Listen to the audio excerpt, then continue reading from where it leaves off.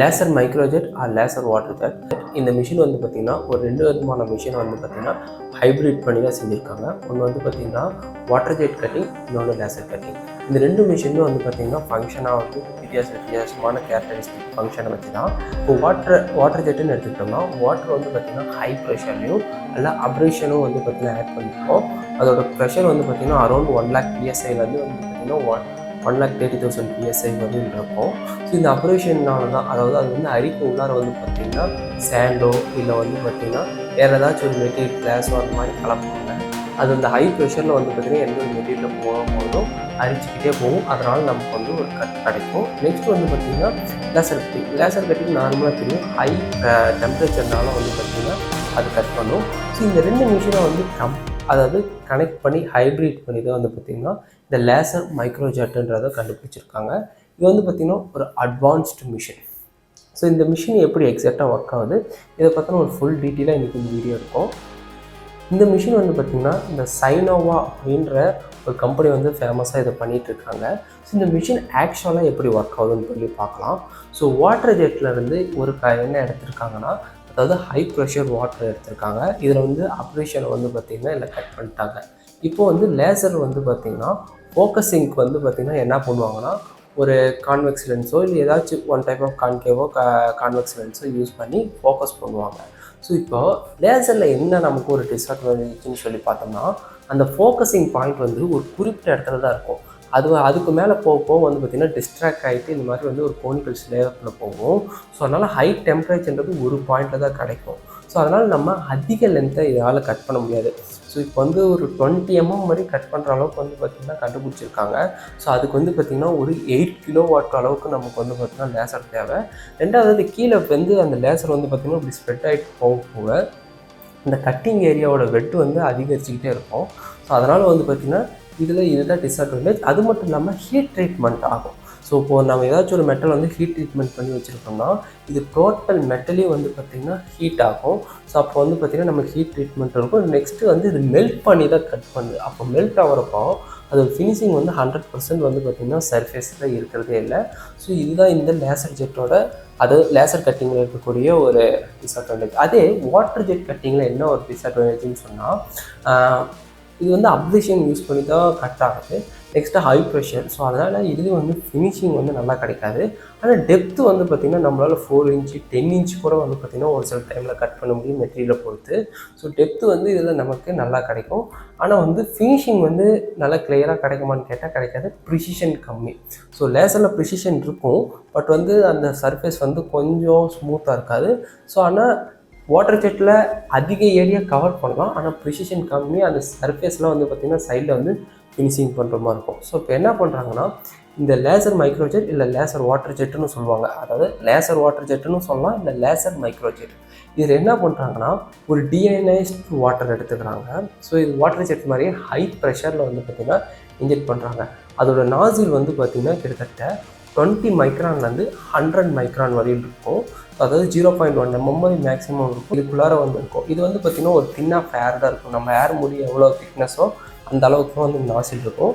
அது வந்து டைமண்ட்லேயே இருக்கும், இல்லை ஹார்டன் வேறு எந்த ஒரு மெட்டீரியல் வேணாலும் நாசில் இருக்கும். இப்போ என்னென்னா, இது 50 to 800 bar வந்து பார்த்திங்கன்னா ஹை ப்ரெஷர். இதுக்குள்ளார 50 barலேருந்து 800 bar வரையும் வந்து பார்த்திங்கன்னா ஹை ப்ரெஷர் இருக்கும். அதாவது வந்து பார்த்திங்கன்னா இது ஒரு 12,000 PSI வரையும் வந்து பார்த்திங்கன்னா இந்த வாட்டர் ப்ரெஷராக இருக்கும். ஸோ இது வந்து நமக்கு வந்து ஒரு சின்னதாக ஏர் டைப்பில் வந்து பார்த்திங்கன்னா நமக்கு வந்து இன்ஜெக்ட் பண்ணுவோம் வாட்டரை. ஸோ இப்போ அடுத்தது வந்து பார்த்திங்கன்னா லேசர் வந்து பார்த்திங்கன்னா இந்த ஃபைபர் லேசர் உங்களுக்கு தெரியும்னு நினைக்கிறேன். ஸோ ஃபைபர் லேசர்ன்றது ஒன்றும் இல்லை, ஒரு லேசரை வந்து டயோட்லேருந்து எமிட் பண்ணக்கூடியதை நிறைய டயோட்ஸ் வச்சு லேசரை எமிட் பண்ணி அது வந்து பார்த்திங்கன்னா இந்த ஃபைபர் ஆப்டிக் மூலிமா வந்து பார்த்திங்கன்னா நமக்கு வந்து கனெக்ட் பண்ணுவாங்க. அதாவது டோட்டல் இன்டர்னல் ரிஃப்ளெக்ஷன்னு சொல்லுவாங்க. இந்த டோட்டல் இன்டர்னல் ரிஃப்ளெக்ஷன்றது என்னன்னு சொல்லி பார்த்தோம்னா, அதாவது நமக்கு வந்து பார்த்திங்கன்னா எல்லா ஒளியும் வந்து பார்த்திங்கன்னா ஒரு டென்சர் மீடியம், அதாவது ஒரு 2 விதமான டென்சர் மீடியம் இருக்குன்னா ஒரே டென்சர் மீடியம்குள்ளார வந்து பார்த்திங்கன்னா அது ரிஃப்ளெக்ட் ஆகிட்டே போகும். சேம் கான்செப்ட் வந்து பார்த்திங்கன்னா இந்த லேசர் மைக்ரோஜெட் இதுலேயும் வந்து பார்த்திங்கன்னா யூஸ் பண்ணுறாங்க. இப்போ வந்து பார்த்திங்கன்னா ஸோ நார்மலாக வந்து லேசர் இருக்கும். ஸோ ஹை ப்ரெஷரில் வந்து பார்த்திங்கன்னா ஒரு சேம்பர் இருக்கும்.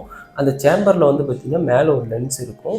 ஸோ லென்ஸ் வரையும் லேசர் வந்து பார்த்திங்கன்னா அந்த டிஐனைஸ்டு வாட்டருக்குள்ளார வந்துட்டு கீழே வந்து பார்த்திங்கன்னா அந்த ஹை ப்ரெஷரில் ஏர் திக்னஸில் வந்து பார்த்திங்கன்னா நமக்கு வந்து பார்த்திங்கன்னா ஒரு அந்த வாட்டர் வந்து பார்த்திங்கன்னா இந்த ஒரு டியூப் மாதிரி போயிட்டுருக்கோம்.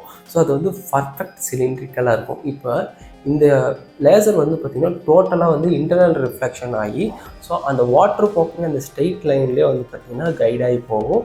ஸோ அதனால் வந்து பார்த்திங்கன்னா நமக்கு ஒரு 10 சென்டிமீட்டரையும் வந்து பார்த்திங்கன்னா இந்த ஃபோக்கஸ் பாயிண்ட் நமக்கு கிடைக்கும். ஸோ அது நம்ம ஹை ப்ரிசிஷனாகவும் நம்மளால் இதை கட் பண்ண முடியும். இந்த லேசரோட வாட்டேஜ் வந்து பார்த்திங்கன்னா ஒரு 20 வாட்லேருந்து 400 வாட்ஸ் வரையும் இருக்கும்.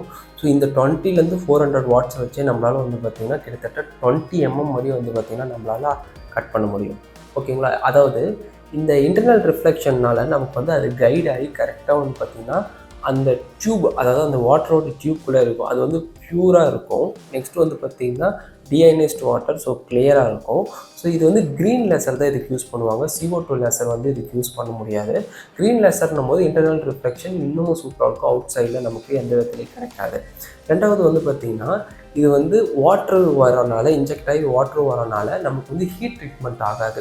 அதாவது எந்த ஒரு மெட்டலும் கட் பண்ணும்போது அது வந்து பார்த்திங்கன்னா ஹீட் ஆகாது, ரொம்ப அக்யூரஸியாக இருக்கும். அந்த சர்ஃபேஸில் வந்து பார்த்திங்கன்னா நார்மல் லேசர் கட்டிங்கில் வந்து ஒரு மாதிரி ஃபினிஷிங்லெஸ்ஸாக இருக்கும். இது வந்து ஃபினிஷிங்காகவும் இருக்கும். நெக்ஸ்ட்டு வந்து அது வந்து ஒரு கோனிக்கல் ஷேப்பில் இப்படி வந்துட்டு எக்ஸ் மாதிரி தான் போகும். ஸோ அப்போ வந்து ஹையர் லென்த் கட் பண்ணும்போது அது வந்து பார்த்திங்கன்னா கொஞ்சம் டேப்பராக மைல்டாக இருக்கும்.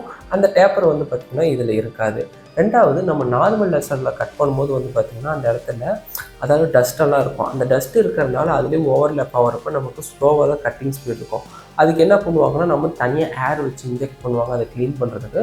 பட் வந்து இது வாட்டர்னால கட் ஆகிறனால வந்து பார்த்திங்கன்னா நமக்கு வந்து பெனிஃபிட்டாக வந்து பார்த்திங்கன்னா ஆட்டோமேட்டிக்காக அதே அந்த சர்ஃபேஸை க்ளீன் பண்ணும். அதனால் நமக்கு கட்டிங் வந்து குயிக்காகவும் இருக்கும். இது ஒரு ஹவருக்கு வந்து பார்த்திங்கன்னா கிட்டத்தட்ட 10 லிட்டர் வரையும் வந்து பார்த்திங்கன்னா அப் டு 800 பாரில் வந்து பார்த்திங்கன்னா இது செலவு பண்ணணும். இந்த மிஷின் வந்து பார்த்திங்கன்னா இப்போதைக்கு சின்ன சைஸில் தான் அவைலபிளாக இருக்குது. அதாவது ஒரு 300 mm × 300 mm × 300 mm ஒரு க்யூப்லையோ இல்லை இதை விட கொஞ்சம் பெருசாகும். இந்த மிஷினை எங்கெங்கே மேக்ஸிமம் யூஸ் பண்ணுறாங்கன்னு சொல்லி பார்த்தோம்னா இதில் டைமண்ட் கட்டு நம்மளால் ஈஸியாக பண்ணிக்க முடியும்.